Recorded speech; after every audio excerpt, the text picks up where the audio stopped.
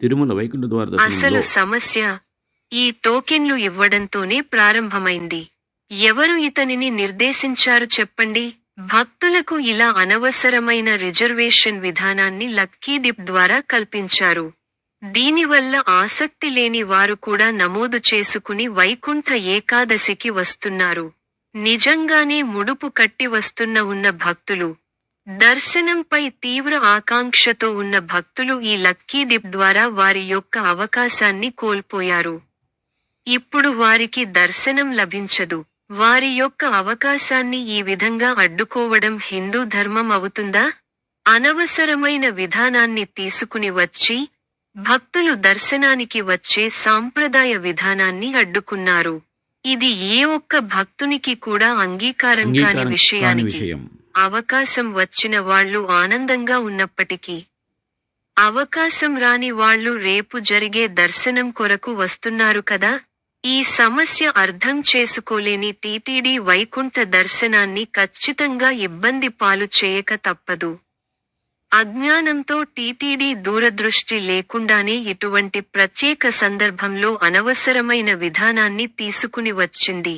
నిజానికి సర్వదర్శనం మాత్రమే ఏర్పాటు చేయాల్సిన సందర్భం అది. భక్తులు వస్తారు, అవకాశం లేనప్పుడు ఏమీ చేయలేరు. వేచి ఉండే దర్శనం చేసుకునే వారికి మాత్రమే ఇది సాధ్యమవుతుంది. సుఖంగా దర్శనం చేసుకోవాలని వారికి ఇది కష్ట సాధ్యమే. కానీ డిమాండ్ దృష్ట్యా ఇటువంటి ఏర్పాటు సాధ్యం కాదు కాబట్టి సాధారణ భక్తులను సాధారణమైన సర్వదర్శనంలో మార్గంలో మాత్రమే పంపించి ఉంటే ఈ సమస్య ఉండేది కాదు. ఏ రోజుకు ఆ రోజు తిరుమల చేరుకుని ఉన్న భక్తులకు 300 రూపాయలు దర్శనాన్ని కల్పించి ఉంటే కూడా కొంత వెసులుబాటు ఉండేది. కానీ ఆన్లైన్ టోకెన్ విధానం పెట్టడం వల్ల ఎక్కడో ఉన్న వాళ్ళు కూడా అవకాశముంది కదా అని ప్రయత్నం చేశారు. ఫలితంగా ఇప్పుడు సాధారణ భక్తులతో పాటు టోకెన్ కలిగిన భక్తులను కూడా తిరుమల దర్శనం కొరకు పోటీ పడక తప్పదు. దర్శనం లేదని టిటిడి చెప్పినప్పటికీ భక్తులను నిరోధించడం సాధ్యం కాని పని. కానీ టీటీడీ మూర్ఖపు పని చేసింది. కానీ వాళ్ళు దాన్ని ఎలా ఏ విధంగా పరిష్కరిస్తారనేది చూడాలి. నాకు తెలిసి ఇది పెద్ద సమస్యనే కలిగిస్తుంది.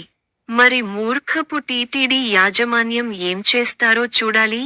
సర్వే జనా సుఖినో భవంతు. జై శ్రీరామ్, జై జై శ్రీరామ్.